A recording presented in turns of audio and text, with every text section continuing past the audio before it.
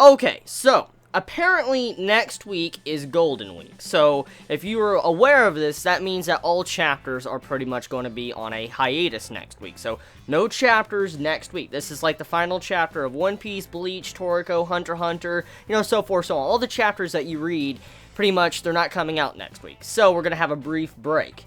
So if you're looking forward to the next chapter of One Piece, don't expect it next week, because like I said, break time.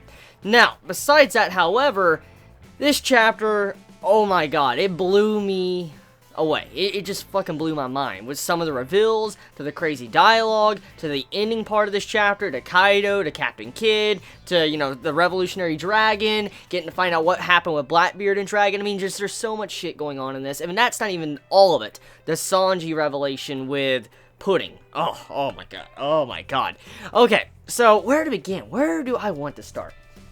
Well, I think the first place to start off would be probably talking about Blackbeard, the Revolutionary Dragon, and then Luffy finding out how his father looks. That's the best place to start. Okay, so, pretty much, we come to find out a little bit of information about how the fight went down. Apparently, we get the information that if Dragon was captured, or Sabo was captured, or killed, or whoever, we would already have that plastered all over the news. So, apparently nobody's really injured when it comes to the Revolutionary Army, so that's a good news right there. But on top of that, though, we come to find out that the base was already destroyed the time that government actually arrived. So that means that there was already a battle, or Blackbeard came in and did whatever he did, and it was already destroyed when, CP0 and other people came to try to take down Dragon, which is the next thing I want to point out. So, we come to find out that there was apparently a person that called in to the Marines, the world government and stuff, and let them know where Dragon's hideout was, and it was an unidentified source, so you don't actually get a name. The person in question did not reveal their name, and we have no idea. Now, most likely it's being covered up, but here's the main thing that kind of I'm questioning, okay? For someone to be able to call in is an unidentified source, okay? Someone to be able to call in, that means that it must have had someone with enough weight for the world government to initiate or act, because I'm willing to bet they probably get fake calls all the time. I mean, if you're going to have a person come in and try to give you information, it most likely could possibly be a fake lead, and I highly doubt the world government's going to go to every beck and call of someone calling in, oh, I know where Dragon is, I know where Dragon is. I highly doubt that. So, pushing that aside, I'm willing to bet that whoever called in definitely has a lot of weight when it comes to the world government, or most likely someone affiliated with Blackbeard, one or the other. Now, I've already talked about Blackbeard and the stance of what he has to gain in this fight. I talked about it in last week's chapter review, so I'm not going to really dive into that, but it's interesting to note that someone, in fact, did call in, and that's how the world government arrived to that location. So there we go. Now, one thing that was pretty interesting, and hopefully we eventually get to see it, maybe a flashback or something, but we get to find out that CP0 actually clashed with Blackbeard, the Yonko, before Blackbeard quickly fled afterwards. Like, he briefly had a fight with them, and then he just backed off. So, that's interesting. I'm very curious exactly how that fight went down, if anyone was injured or not, but apparently Blackbeard backed off. Okay, so enough of that. Next thing to move into is getting to see the news and how Luffy reacts, which Luffy's reaction surprised me. He reacted like, wait, that's my dad? And he gets to see his dad, and he's like, he doesn't look nothing like me, and I'm like, oh my god. So, pretty much Luffy has mentioned something that many of us have talked about in the past. I think all of us at one point or time when we were watching or reading One Piece, we looked at Dragon and then we looked at Luffy like, they don't look nothing alike. They really don't. And Luffy says what the fandom of One Piece has said for a very long time, and that was pretty fucking funny. So, kudos to Oda for actually doing something like that with this chapter. Now, another important note too is to notice that how bad the Straw Hat crew is when Sanji is not there. Like, you don't realize how bad off they are, because Sanji is the chef. He's been with the Straw Hat crew, like, since almost the beginning of the series, actually. Like, the first big, arc. I mean, you could call it first beginning of One Piece, like, before the Grand Line, like, the beginning arc. The main first beginning saga. I don't know what the fucking name, I think East Blue Saga. There you go, East Blue Saga. So, with that, it's been a long time since the Straw Hat crew has not had a chef on board. And when you think about it, you're like, holy shit, it's so different, because Sanji's constantly upkept all the meals, fed them every day. I mean, he does all this hard work for them, and when he's not there, you get to realize how much work Sanji was doing. I mean, the Straw Hat crew right now is suffering. They can't even eat a proper meal right now. They can't fucking cook. Every time they have to cook, it's pretty bad. I mean, look what Luffy did. Oh god.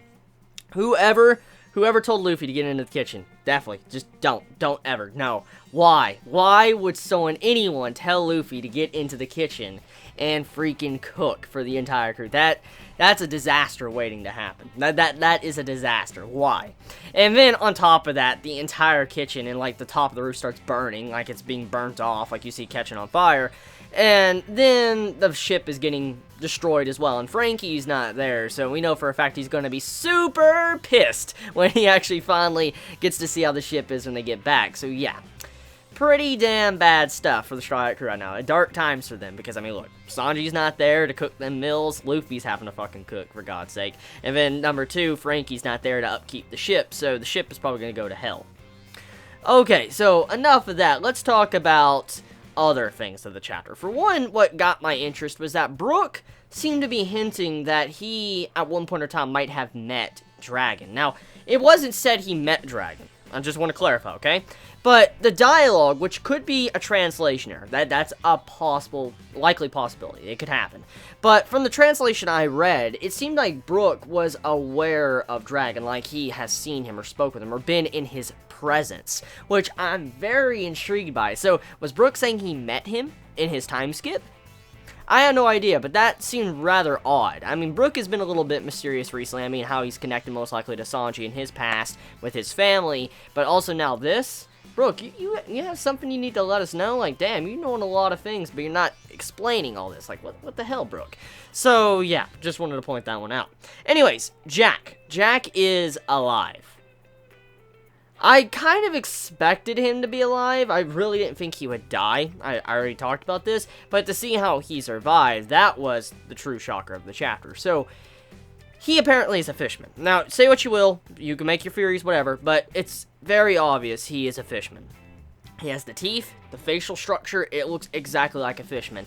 And he's breathing underwater. We know he's been under there for a little bit, so there's no way in fuck he's not a fishman, okay? And we know his devil fruit is not the ability to breathe underwater. He's a mammoth. He's an elephant. So there's no way he, is breathing underwater. If his devil fruit maybe was a fish or something, I might believe it. But right now, though, he's breathing underwater, he has the teeth like a fishman, his structure is like a fishman, it explains his strength, and on top of that, applying that with a devil fruit, it makes him a monster. Now, another thing I want to actually key in on is that Jack hid his teeth. If you actually look back in the previous pictures of Jack we have seen, he always had that, like, metal face guard on his mouth, and you never got to see how his mouth was, and if not looking at this chapter, it's gone. I feel like Jack most likely was wearing that to kind of disguise and hide he was a fishman the entire time. And it kind of makes sense, because we know what happens to fishmen when they get on, real land. They get, segregated, they get picked on, racism, all sorts of shit goes down when a fisherman walks on land and someone looks at them. Also, some brutal scenes usually happen too, and judging by who Jack is, yeah, obviously, so it would definitely stir up a lot of controversy.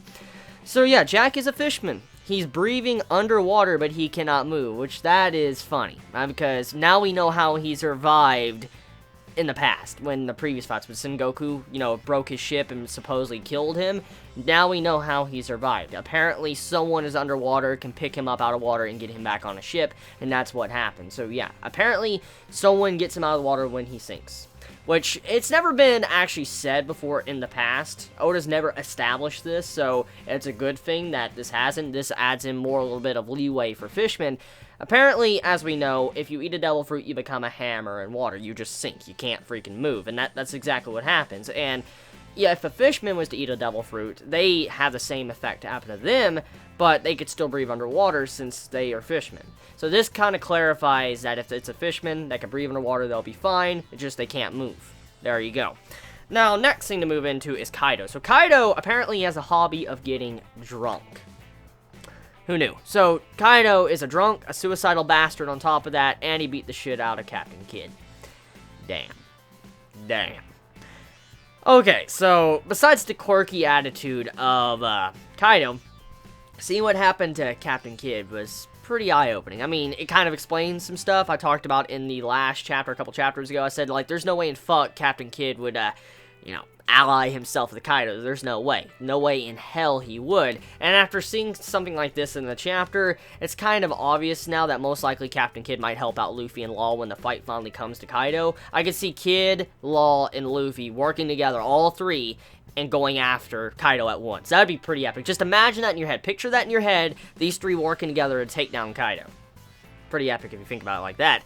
Now, another thing, too, that's really interesting is that Kaido says little pirate games.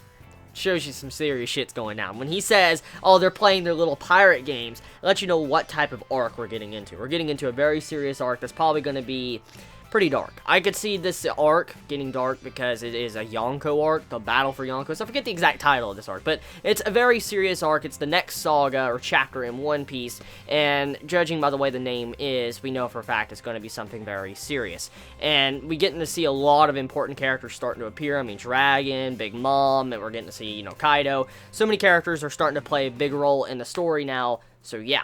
Now, the later part of this chapter, when it comes to Sanji, oh my. Sanji. Sanji's wife-to-be. It's not out of the realm of possibility now for Sanji to marry her. It's not. But I want to play some bets here. There is no happiness for Sanji, usually. If I know One Piece well enough, we knew that this character was going to either be very ugly, like the person that Sanji was going to marry is going to be very, very ugly, or B, very pretty. But if it was B, very pretty option, that means that this person must have a very, very unique trait, or a very shitty personality. One or the other, because there is no way in fuck Oda would have a sweet girl marry Sanji, especially like this. I just don't believe it. If it happens, it happens, but I do not believe that this pudding is actually a sweet girl. I want to bet she's either a savage, where she'll break Sanji in half, or she has a very bad personality, or she has a very unique trait about her that kind of is off-putting. One or the other is going to happen, because there's no way a pretty girl is going to be completely perfect, especially in One Piece. No, that's not happening.